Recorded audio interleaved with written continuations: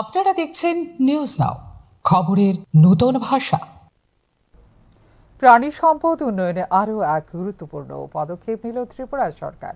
পশ্চিম ত্রিপুরার আরকে নগরে ত্রিপুরা প্রাণী সম্পদ উন্নয়ন দপ্তরের উদ্যোগে মঙ্গলবার আনুষ্ঠানিকভাবে উদ্বোধন করা হলো লিকুইড নাইট্রোজেন প্লান্ট এবং তার ভবন ও কার্যালয়। এই প্রকল্পের মাধ্যমে রাজ্যে কৃত্রিম প্রজনন কর্মসূচি আরও গতিশীল হবে বলে আশা প্রকাশ করেছেন দপ্তরের মন্ত্রীসহ অন্যান্যরা।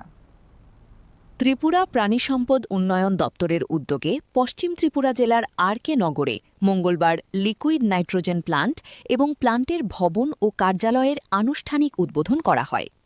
এই অনুষ্ঠানে উপস্থিত ছিলেন প্রাণী সম্পদ উন্নয়ন দপ্তরের মন্ত্রী সুধাংশু দাস, স্থানীয় বিধায়ক রতন চক্রবর্তী, পশ্চিম জেলার ভারপ্রাপ্ত সভাধিপতি বিশ্বজিৎ শীল সহ দপ্তরের ঊর্ধ্বতন আধিকারিকরা।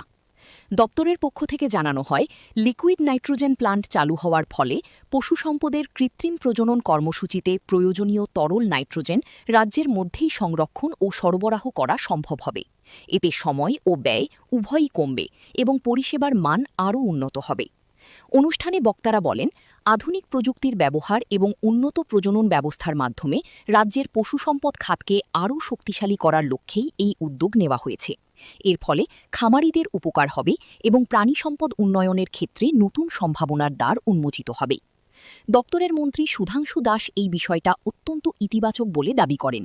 তিনি দাবি করেন, কৃত্রিম প্রজনন ব্যবস্থাকে লাভজনক এবং নিরাপদ করার জন্য এই রকমের 3টা প্রকল্প রাজ্যে চালু রয়েছে। দেখুন, এটা আমাদের এআরডিডি ডিপার্টমেন্টের জন্য একটা বড় স্বপ্ন ছিল, যেটা আজকে পূরণ হতে চলেছে। বিশেষ করে আমাদের ত্রিপুরা লাইভস্টক ডেভেলপমেন্ট এজেন্সি টিএলডিএ, তার অধীনে আমরা সারা বছর আর্টিফিশিয়াল ইনসেমিনেশন, অর্থাৎ যে সমস্ত গরু আছে আমাদের দেশীয় ব্রিড যেগুলি, সেগুলির মধ্যে আমরা আর্টিফিশিয়াল ইনসেমিনেশনের মাধ্যমে যাতে 90%-এরও বেশি ফিমেল কাবস জন্ম করানো যায় বা মেয়ে বাছুর জন্ম করানো যায়, এই জন্য আমরা এই আর্টিফিশিয়াল ইনসেমিনেশন করে থাকি।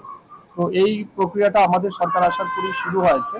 কিন্তু মূল বিষয় হচ্ছে এই যে আর্টিফিশিয়াল ইনসেমিনেশন, এটা আমরা বাইরে থেকে আনার পরে এটাকে প্রিজার্ভ রাখার জন্য বা স্টোরেজ রাখার জন্য আমাদের 190°- আমাদের ক্রায়োক্রাইজিন প্রয়োজন বা লিকুইড নাইট্রোজেনের প্রয়োজন, যেটা আমরা বাইরে থেকে আনতাম। এতে করে আমাদের হিউজ খরচা, এক তো ট্রান্সপোর্টেশনের এক্সপেন্ডিচার, তারপরে সেটাকে কিনতে হয়, এই সব মিলে আমাদের হিউজ এক্সপেন্ডিচার। তো এখন আমরা কি করেছি, আমাদের রাজ্যে 3টা লিকুইড নাইট্রোজেন প্ল্যান্ট আমরা স্থাপন করেছি। একটা আরকে নগর আজকে যেটা আমরা উদ্বোধন করলাম, আর একটা পশু সম্পদ উন্নয়নে আধুনিক প্রযুক্তির সংযোজন হিসেবে আরকে নগরের এই লিকুইড নাইট্রোজেন প্লান্টকে গুরুত্বপূর্ণ পদক্ষেপ বলেই মনে করছে প্রাণী সম্পদ উন্নয়ন দপ্তর। যদিও এটা আক্ষরিক অর্থে কতটা ফলপ্রসূ হবে তা সময় বলবে।